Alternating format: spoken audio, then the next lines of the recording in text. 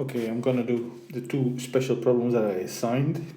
Remember, look, you have to, I hope, stop watching this if you haven't tried them yourself. I mean, I'm not saying that you have to be able to solve them, but you have to at least try, and then once you try, you can look at it and see what is it that you do, why did you get stuck, or what were you missing, and so on, okay? And then once you have looked at this video and compare them with your own answers, and then give yourself a self-assessment on Blackboard as I showed you. And don't forget to do this, because this is something that it's auto-graded. So I'm not really checking anything of that except for due dates. I get notifications that it is done on time. But other than that, you get your grade that way. If you don't do this, it won't register, okay? So make this a habit. Each time you have watched this video, after have you watched this video, you should have, before this, you should have done your homeworks. If you didn't do that yet, stop, do them first, and then watch this video. And then compare your answers to the two solutions that I give here, and again, grade yourself. But remember, whatever grade you give yourself, 1 star, 2 star, 3 star, 4 stars, it doesn't matter. I'm not looking at that grade. It's for your benefit. The only thing is that you have done this, okay? That you've watched this video, that you actually tried. That's what matters. That you got yourself at least 1 star. In other words, that's the only thing that matters. Okay, so here we go. Remember, this 410 is actually from volume 1. I hope you figured that out. It's not from 410 in volume 2, because it's a totally different thing. And this is the integral that we were talking about. So I'm doing this integral now. I'll write it with the integral sign. They say find the antiderivative, but we know that we can write this now like this. E minus 4x plus sine x dx. So this is all basic. That means everything that we're going to use is just basically from the tables that we know of derivatives. Okay, so let's look at it. First of all, it's a sum, so we know. I'm going to take my time in explaining it. I'm not saying that you have to. You can write this down, and here is basically where you're going to write down right away. But I want to break it down so that for those that have still a bit hard time understanding. First of all, I break down the sum. So I split it in two integrals. Notice that I copy each time with the dx there. You might say this is not necessary. It is, kind of. Try to always write your dx there at the end, or whatever the variable is. The second thing I can do is now pull out a constant, the so-called constant rule. And there's only one here, that is this one. And here there's no constant, so I'm just going to copy this. Okay. Now, I'll put this between parentheses, meaning this is this is not like called necessary steps. We can do this all in once.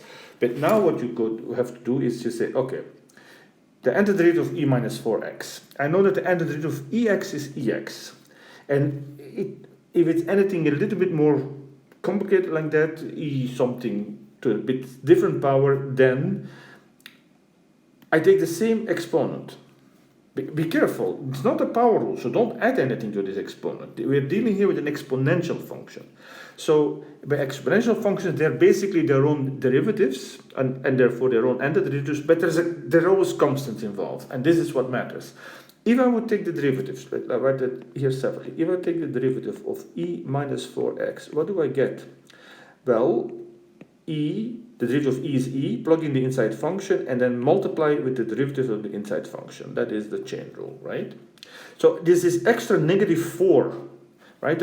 I should end up with this here, but if I take the derivative of what I wrote here, I would have this extra negative 4. So I'm going to divide out that negative 4. That is so-called compensating for this extra factor, okay? And then what about sine x? Well, that is a basic function. That's cosine x, except that the derivative of cosine is negative sine. So again, if you want, it's also a compensation here. I put minus cosine x. And then for good form, always write plus c, because the constant matters sometimes. So that's the answer. Now, I am happy with you leaving this way. So again, between parentheses, I'm going to say that you can perhaps simplify as combine the 2 and the 4 and put the minus on top, so that would be this one, and then we put minus cosine x plus c. But I put this in parentheses, meaning this is not something I want you to do. In fact, I prefer you not do that, because sometimes people make mistakes, like the 2 and 4 say, oh, they cancel, but don't they cancel, they're both in the denominator, stuff like that. I don't want you to make mistakes and get wrong answers. I want you to, plus this way I also see what you've been doing, okay? The other problem that we had was from 1.3, number 180. That was a definite integral from 1 to 4, 2 minus radical t over t squared dt. Now, what is very important here, well, first of all, fundamental theorem of calculus says that we actually only have to do the indefinite integral, in other words, the antiderivative of this fraction. But there is no fraction rule. So normally we cannot do something like this. If it would be a more complicated fraction, it can be very difficult. We will talk about possibilities. Some of them we will be able to do, but in general, this could be very, very tricky. But what it is we have a single power of t in the denominator. So if I divide all the tops out, I will always get powers of t. So we first do the division here. So copy everything else. And what are the divisions? 2 divided by t squared. I could write 2 divided by t squared, but I know that I have to write everything with powers and of the variable. So here this will be the power -2, right? I hope everybody understands the negative because it comes from the denominator.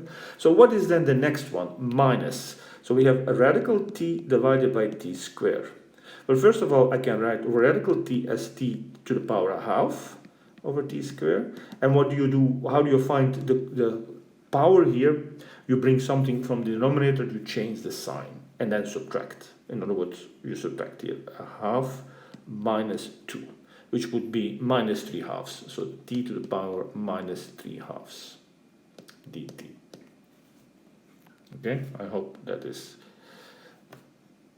everybody understands how this comes, right? So this is the calculus. So this is t to the power minus 3 halves. A half minus 4 halves, that's minus 3 halves, right? Okay, so that's the little calculation I did here. And now I can antiderive everything. So I take the antiderivative of this thing, that is by the power rule. First of all, again, I'm now skipping the sum and constant rule. I do this right away, as I said we normally do. So it's 2, that's a constant. Then we add 1 to the exponent. Be careful, it's adding. Antiderivative is adding. And divide by that exponent. Minus, and we do the same there. We add 1 to the exponent, minus 3 halves plus 1 is minus 1 half, and divide by that exponent. Now, that's the antiderivative. Since we have a definite integral, we have now the fundamental theorem of calculus. What does that mean? Instead of this elongated integral sign with 1 and 4 as endpoints, I get now this bar kind of says that, okay, that's basically a substitution sign, if you want. And it says, what does this now mean? Okay, this means you have to plug in 4 in here and 1 in there. Now, should I put 4 in the first and 1 in the second? No. Put 4 in everything, put 1 in everything, and subtract these two. So what you really get, let me get myself a little bit more space here. So what I really get is 2. I plug in 4 to the power minus 1 minus 4 to the power minus a half over minus a half. That is plugging in 4, right? Now I plug in 1 to the power 1 to the power -1. That is just 1. Any power of 1 is 1. So, okay, minus 1, minus, and the same even for this t power, rational power, it's still any power of 1 is 1. So I get 1 over minus a half. And then I subtract. Okay? This is plugging in 4, this is plugging in 1. Now, of course, this is so simple that we do want to write things out and simplify. It's not really necessary. Let me emphasize, I don't really care about it, but I just want to show you so that you perhaps can verify your solution, or that's also something you need to do when you check the answers at the end of the book. So first of all, of course, this minus here comes on top, and then the 4 goes in the denominator, so we get minus 2/4. What is the square root? Minus a half. Okay, let me write it. Well, first of all, this minus a half in the denominator, if I plug it up, it becomes a plus. minus minus becomes a plus, and then you take the reciprocal, right? So 2 over 1, so I don't have to write the over 1. But this 4 now has a negative exponent, so it goes in the denominator, and this means that we're taking a radical. So that's what we get. Okay? Minus, this is minus 2, the minus comes up, and here again we take also the reciprocal, that also becomes 2. Okay? In fact, so these two cancel out, it's already 0. Now what we get here, minus 2/4, that's minus a half, plus, and what is this? Radical of 4, that is 2. Right? So we 2 over 2, and then this we said already this cancels out, so that's it. And so we had minus a half plus 1, that is a half. So that's, in some cases you can get nice results, and I kind of would like you to do that, but this is already really what I want to see. This shows you that you know where these things have to be plugged in. Okay, so these are the two special problems. So yeah, so now judge yourself, right? If you make small little mistakes, you say, okay, yeah, that was stupid, but I kind of understood it, okay? If you got really something wrong here, don't give yourself a star. If you were doing quotient rule here, or if you forgot this -4, that's a serious thing. If you forgot this negative, well, I don't know. Be honest with yourself, but okay, don't be too critical either. Okay, so these are the two special problems. I just want to do one more, perhaps in case we cannot communicate that well. Normally in a live lesson I would say, are there any more problems? So I try to identify sometimes things that I think, oh, people might get stuck on that. So here's one. I'm not sure how well this was done, so I'm going to write it up. It was again from 4.10, from the volume 1. So I think here again, people are very quickly tempted to integrate top and bottom. But again, there is no quotient rule. So let me remind you that no quotient rule, right? It's the same way as here, sorry, in the second one, there is no quotient rule, right? We had to work it out. And so this is basically, again, the same. You have to work it out. And how do you work it out? Well, you have to write it as a power of x on top, right? And what do you do with powers? You subtract them. If power in the denominator gets subtracted. So this is what we needed to enter drive. Now, at 1/3 minus 2/3 is actually minus 1/3. And now it's very simple, the power rule. Minus 1/3. So, sorry, add 1 to minus 1/3, that becomes 2/3. Right? And then divide by the same exponent. And that's it, plus c. And again, you can put a 2/3. If you put it up, then it becomes 3/2, the flipping over part. Okay, so I hope this is, you get this.